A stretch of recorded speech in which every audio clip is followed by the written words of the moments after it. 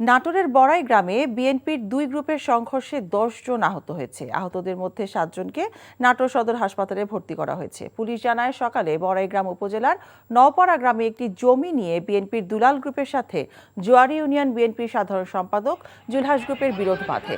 দুলাল গ্রুপের এক কর্মী সন্ধ্যায় স্থানীয় আহমেদপুর বাজারে গেলে তাকে মারধর করে জুলহাসের লোকজন। এর জেরে উভয় পক্ষ সংঘর্ষে জড়িয়ে পড়ে। খবর পেয়ে সেনাবাহিনী এবং পুলিশ গিয়ে পরিস্থিতি নিয়ন্ত্রণে আনে।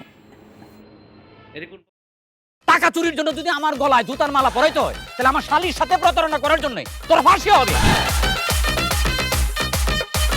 দুলা ভাই, আপনার তো ঘর জামাই বইলা একটা পরিচয় আছে, আমার তো তাও নাই।